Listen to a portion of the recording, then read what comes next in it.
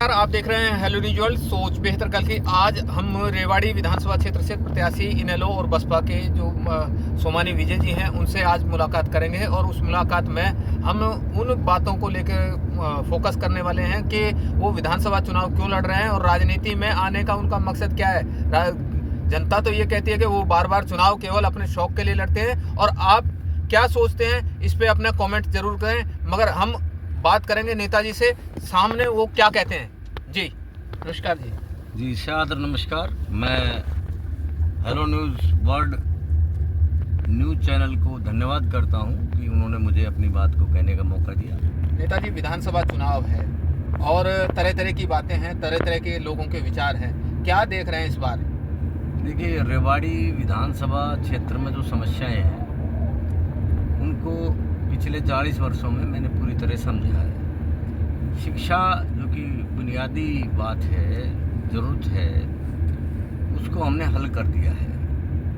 आज हमारे देखो देख हमारे कम्पिटिटर जो हैं वो स्कूल कॉलेज खोलने में परस्पर आगे बढ़े, जिससे कि समाज के सभी वर्ग के विद्यार्थियों का भला हो पाया। जहाँ तक किसान का सवाल है, आप देखते हैं इस इलाके में 2-2, 3-3 एकड़ ज़मीन रह गई। पोल्यूशन का बुरा हाल है, सड़कों का, बाईपास का, लाइटों का। आप देखिए रेवाड़ी में जल भराव है, निकासी की व्यवस्था नहीं है। जो प्रतिनिधि पहले रहे वो सब, विशेष तौर पर कप्तान, वो काफ़ी इम्पोर्टेंट मिनिस्ट्री रही। वो चाहते तो रेवाड़ी विधानसभा में मूलभूत सभी आवश्यकताओं को पूरा कर सकते थे। रेवाड़ी की जनता ने सोमानी विजय को हाथी के निशान पर वोट किया, बटन ज़्यादा दबाए तो 5 साल में उतना काम कर देंगे जितना ये लोग 10 और 11 बार बनने के बावजूद भी नहीं कर पाए। क्योंकि नीयत और नीति, जब तक नीयत ठीक ना हो तो नीति भी ठीक नहीं होती, तो क्रियान्वयन भी नहीं हो सकता। क्या ये माना जाए कि अब तक जो विकास है वो नहीं हुआ रेवाड़ी विधानसभा? जी हाँ, आपके सामने है, आप सब लोग जानते हैं, आम आदमी जानता है कि यहाँ किसान का क्या हाल है, व्यापारी का क्या हाल है, लॉ एंड ऑर्डर का क्या हाल है, सड़कों का क्या हाल है, बाईपास के क्या हाल है। एक भी रेवाड़ी का चौराहा ठीक तरीके से नहीं बनाया गया। कप्तान साहब तो कहते हैं खूब विकास करा दिया। नहीं, कैप्टन अजय सिंह तो चलो कुछ भी कहता रहे, जनता तो जानती है ना। वो तो जो लोग होते हैं, जो प्रोफेशनल लोग हैं, इनके लिए तो राजनीति व्यवसाय है, फसल काट लेते हैं और लोगों का विकास का पैसा। आप प्रत्याशी है, वो तो कह रहा है कि शिक्षा का जो व्यापारीकरण कर दिया गया, क्या कहेंगे? आपका भी कॉलेज है। नहीं, ऐसा है, जिस वक्त हमने स्वतंत्रता सेनानी आर.डी. सोमानी जी की याद में संस्था बनाई तो दिल्ली और जयपुर हाईवे के बीच में कोई टेक्नोलॉजी मैनेजमेंट का इंस्टीट्यूशन नहीं था। हमने जब एक स्कूल बनाया पुराने दिल्ली रोड पर, उसके बाद सैकड़ों स्कूल बने। अब लोग उसे कोई व्यवसाय कहे, कोई व्यापार कहे, वो उनकी मर्जी है। अवैध कब्जे का भी जैसे आरोप लगा कि कैप्टन साहब पे एक आरोप लग रहा था कि सरप्लस जमीन का, तो आप क्या कहेंगे? वो मामला भी नहीं, हमने तो वो विषय भारत सरकार और हरियाणा सरकार के सामने रखा, लेकिन कप्तान क्योंकि बहुत तालमेल बड़ा आदमी है, उसने बीजेपी के लोगों से भी तालमेल कर रखा, मैनेज कर दिया। तो शिकायतें तो आपने कई जगह की थी, उनका बिल्कुल। रेवाड़ी के डिप्टी कमिश्नर को एसडीएम जो सरप्लस का इंचार्ज होता है, उसको क्या नहीं पता क्या? रेवाड़ी में जो एसडीएम है वो कस्टोडियन है उसका सरप्लस भूमि का, उसको नहीं पता जिले रेवाड़ी में कितनी सरप्लस भूमि है और कप्तान और उसके चहेतों ने कितना बना रखा। तो क्या माना जाए कि वे गरीबों को जो न्याय मिलना चाहिए था, कांग्रेस सरकार हो चाहे बीजेपी सरकार है, नहीं मिला? बीजेपी सरकार जो है वो कप्तान के तालमेल में थी, और विशेष तौर पर श्री मनोहर लाल खट्टर साहब जो चीफ मिनिस्टर रहे, उनके बड़े मधुर संबंध रहे। और उसकी वजह भी ये रही कि भाई मुख्यमंत्री हुड्डा के खिलाफ जो जांच है सीबीआई की है, वो उनसे लामबंद रहे।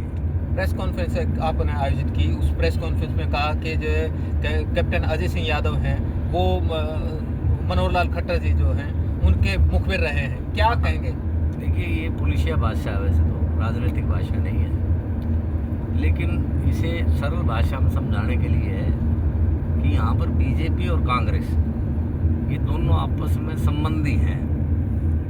कोई कांग्रेस में है तो कोई बीजेपी में है। सापनाथ नागनाथ? नहीं, मैं सापनाथ नागनाथ तो नहीं कहूँगा क्योंकि वो तो एक जिनावर का नाम है, लेकिन ये जो बीजेपी और कांग्रेस के लोग हैं, इन्होंने आपस में बड़सी कर रखी है कि भाई थारा राज आओ तो मेरे जो आर्थिक अपराध हैं उनको मत बोलना, और हमारा आ जाए तो तुम मत बोलना।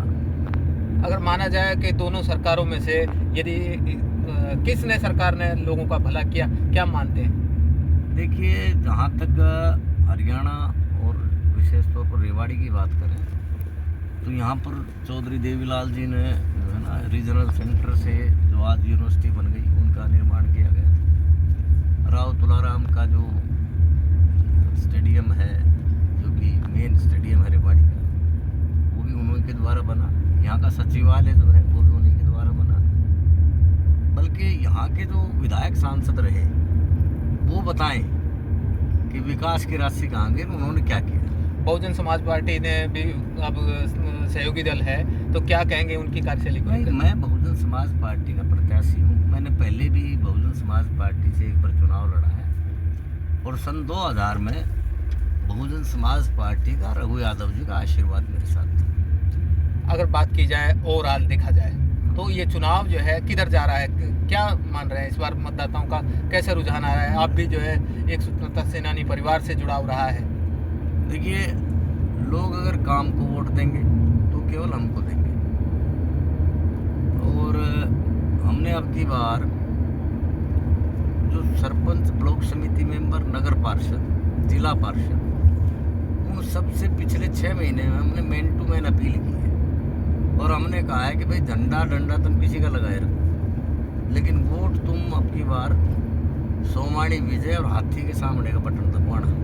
तो राष्ट्रीय नवचेतना मंच आपका जो गैर राजनीतिक संगठन था, तो उसकी विचारधारा कहाँ तक जो है, क्या इन पॉलिटिकल जो संगठन है, इनेलो है, बसपा है, इन पे हावी तो नहीं हो जाएगी? बिल्कुल कुछ हावी नहीं है। हम सामाजिक सरोकार के लोग हैं। हमारे बुजुर्गों ने फ्रीडम मूवमेंट में काम किया,